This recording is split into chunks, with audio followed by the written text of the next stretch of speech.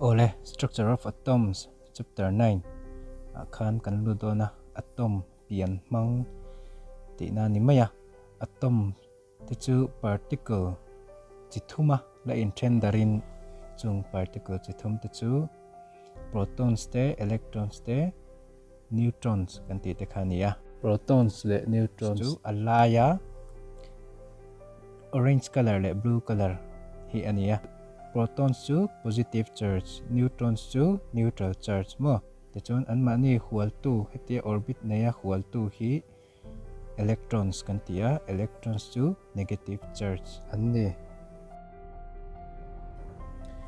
isotopes and isobars.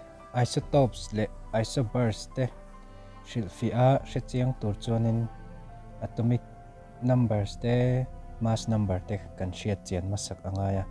Chumichu kan en masale photon ani.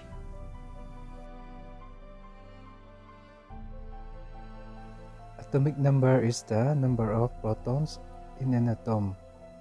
Tinichon atoma protons omzat ka atomic number. Tinania protons le electrons su ainzat 3 na. Tinichonin atom sa protons mo electrons mo omzat ka an atomic numbers kan ti chu ani. Mass number kan ti vetung chu atomic weight ti trinania number of protons and neutrons. Protons omzat le neutrons omzat kan bel khan mass number ti na ani. X hi element engpo lo nita sila oxygen mo nitrogen helium hydrogen engpo lo nita sila. Chung lama A hi mass number ziana niya Z hi at noemi hi atomic number ziana zon tur ani. Oleh tu na chuan isotopes le isobars sa kan lu thei to isotopes kan ti chuan element engpo atomic number in ang nei amaro chu mass number in ang low khang ho kha isotopes of an element kan ti trina entirnan hydrogen telo mang taila hydrogen a chuan protium, deuterium le tritium kan neya hydrogen element vek thawaniya amaro chu protium a chuan proton pakhat le electron pakhat aneya neutrons anei lo ni.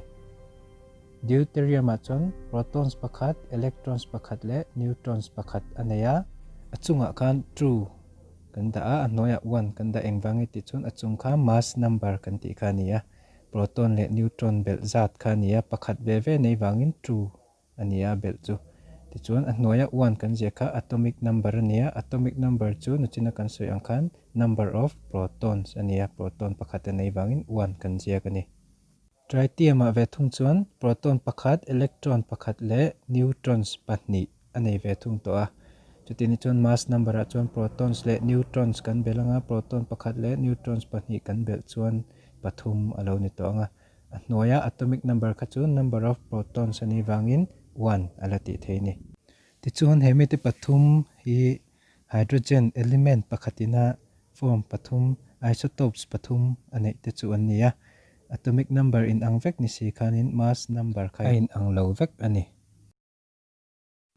Isobars kan ti vethung ho chu element in ang lo mass number in ang nei si amaro chu atomic numbers in ang lo ho kha ania entina chuan calcium le argon en enila argon chuan mass number 40 ania atomic number som pariat ania calcium chuan mass number som li tho ania atomic number som ni anei vethung ani.